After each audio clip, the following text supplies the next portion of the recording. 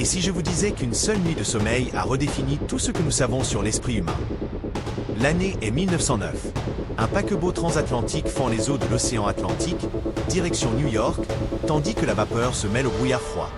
Dans une cabine exiguë, deux légendes partagent le même air et le destin de la psychologie. Sigmund Freud, le maître, et Carl Gustav Jung, l'héritier intellectuel. Le roulis du fait glisser les valises de quelques centimètres à chaque craquement de la coque. La tension plane comme un troisième passager. Freud relit ses notes. Jung fixe la fenêtre sombre, agitée. Alors que la nuit s'épaissit, le navire gémit sous une tempête légère. Épuisé, Jung succombe au sommeil et plonge dans un souterrain infini. Il descend des escaliers en colimaçon étage après étage, jusqu'à atteindre une chambre inondée d'un liquide sombre. En son centre, un arbre blanc palpite comme un cœur vivant. Des symboles vibrent sur son tronc, serpent, disque solaire, yeux qui le suivent. Un fracas d'eau et de pierre brise le silence. Le sol s'ouvre et l'engloutit. Il se réveille en sursaut, la nuque froide de sueur, les draps emmêlés dans ses doigts. Il allume la lampe à huile, Freud ronfle, inconscient. Jung saisit son carnet à couverture noire et écrit d'une main tremblante. J'ai rêvé d'un souterrain à plusieurs niveaux. L'encre est encore humide lorsque le navire tangue à nouveau. Dehors, l'Atlantique reflète son rêve en vagues sombres. Il ferme le journal, mais son cœur continue de battre la chamade. Le bois grince comme pour épouser son pouls. Sous le ciel tourbillonnant, Jung sent que ces symboles ne lui appartiennent pas seuls. Ils font partie de la trame même de l'esprit endormi de l'humanité. Le voyage s'achève. Le navire accoste à New York sous un ciel gris, des foules attendant sur les quais. Freud et Jung sont accueillis comme des pionniers de la psychanalyse. Mais quelque chose entre eux a déjà changé. Jung, autrefois le protégé, le fils symbolique, commence à s'éloigner de son père théorique. Freud est rigide, méthodique, convaincu que l'inconscient est mu par des désirs refoulés. Pour lui, tout revient à cela. Mais le rêve défie cette logique. Quelques jours plus tard, dans un moment calme entre deux rendez-vous, Jung décide de partager ce qu'il a vu. Il décrit les étages souterrains, le liquide sombre, les symboles. Il s'attend à de l'intérêt, peut-être de l'admiration. Mais Freud se contente de rire. Les rêves comme ça sont des restes de fantasmes enfantins. Vous projetez de la mythologie là où il n'y a que du désir. Jung avale difficilement. Un silence s'installe entre eux. Il n'y a pas de débat, juste le poids d'un abîme invisible qui se creuse. Pour la première fois, Jung comprend qu'il y a des choses que Freud ne veut pas comprendre. Et peut-être ne le voudra jamais. Sur le voyage de retour vers l'Europe, Jung emporte plus que des bagages. Il porte le poids de la rupture. Le maître à qui il a consacré des années ne le suivra pas dans les profondeurs de l'inconscient. Le navire qui les a unis les divise désormais. Freud, le père de la psychanalyse, reste sur son continent théorique. Jung se prépare à explorer un territoire inconnu. De retour en Suisse, Jung ne peut plus ignorer l'appel du rêve. Quelque chose en lui pulse, exige d'être décrypté. Il s'éloigne progressivement du monde universitaire. Il continue à recevoir des patients, mais son attention se tourne de plus en plus vers l'intérieur, vers ses propres rêves.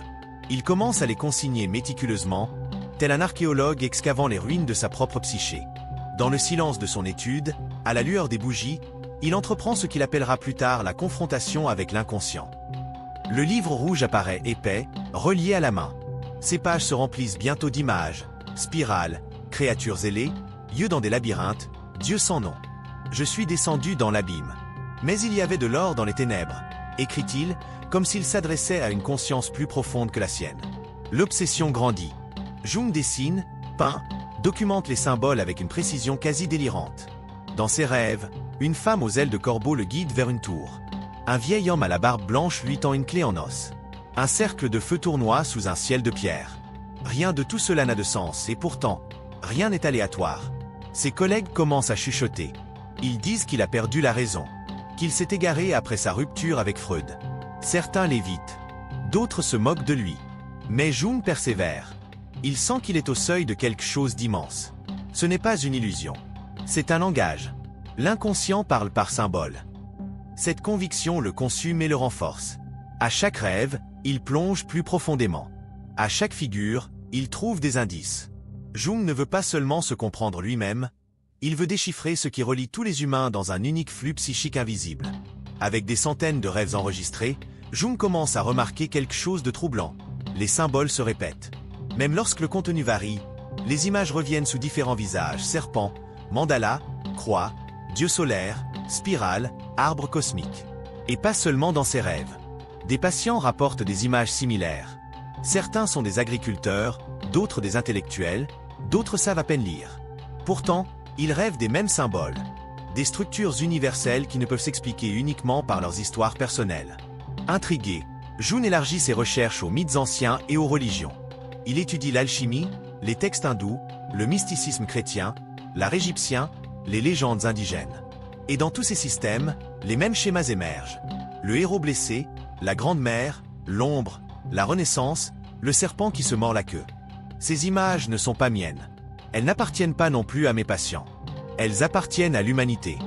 C'est alors qu'il nomme ce que personne n'avait osé définir auparavant. L'inconscient collectif. Une couche profonde de la psyché humaine, partagée par tous, vivante, symbolique, transgénérationnelle. Non pas faite de souvenirs individuels, mais de structures héritées. Les archétypes. Cette conclusion change tout. L'inconscient n'est plus seulement un sous-sol personnel refoulé, mais se révèle comme un océan symbolique partagé.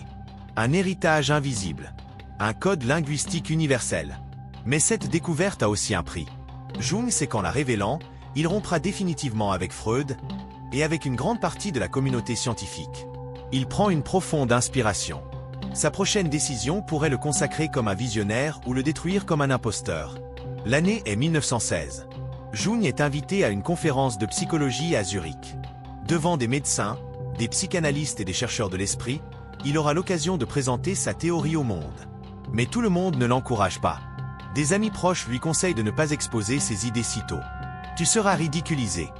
La science n'est pas prête pour cela. Reviens à Freud, il est encore temps. Mais Jung a déjà dépassé ce point.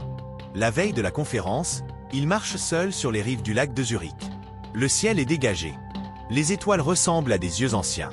Dans sa poche, il porte des notes tremblantes, pas seulement des idées, mais un voyage intérieur que peu comprendraient. Il regarde l'eau et murmure. Il y a en nous quelque chose de plus profond que le désir refoulé. Une rivière ancestrale qui coule à travers nous. Le lendemain matin, la salle est comble. Les lumières électriques scintillent, les chaises grincent, l'air est tendu. Jung monte sur scène. Un instant, ses yeux parcourent les visages dans l'auditoire. Médecins sceptiques, chercheurs attentifs, d'autres simplement curieux. Il respire. Il commence par parler des rêves. Des symboles qui se répètent. Des mythes qui surgissent même là où on ne les a jamais enseignés. Il parle de la grande mère, du héros, du vieux sage, de l'enfant divin. Il parle de ce qui est universel, invisible et indéniable. Ces images ne sont pas créées, elles sont découvertes. Elles étaient déjà en nous. La salle se tait. Il ne le sait pas encore, mais c'est le début de sa plus grande bataille. Le silence dans la pièce est presque palpable. Jung avance à travers les concepts et les métaphores comme quelqu'un qui dévoile une nouvelle couche de la réalité. Il parle de l'inconscient collectif, un esprit sous l'esprit, où vivent symboles, histoires et images, n'appartenant pas à l'individu, mais à l'espèce. Dans les salles de conférences ou les cabinets de thérapie, une question persiste. Comment des rêves issus de cultures si différentes peuvent-ils porter des symboles si similaires? Un Suisse qui n'a jamais ouvert un livre sur l'Égypte rêve de pyramides. Un enfant au Japon décrit le même serpent que celui qui apparaît dans les mythes africains. Que révèle cela?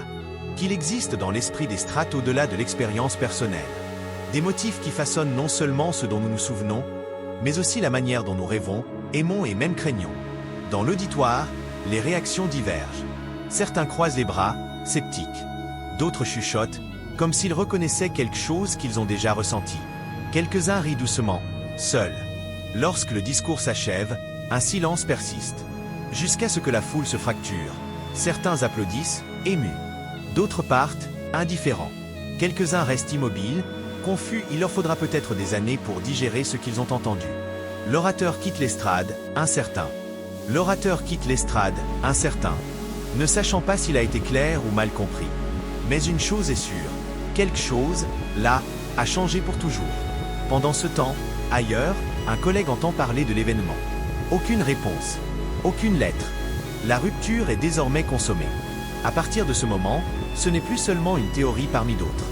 C'est le début d'une nouvelle voie pour comprendre l'esprit, non pas comme quelque chose d'individuel, mais comme faisant partie d'un tout plus grand. Les années passent. Révolution technologique, avancée médicale, société transformée. Et pourtant, les mêmes questions ressurgissent. Ces symboles universels sont-ils réels, ou simplement des histoires que nous nous racontons?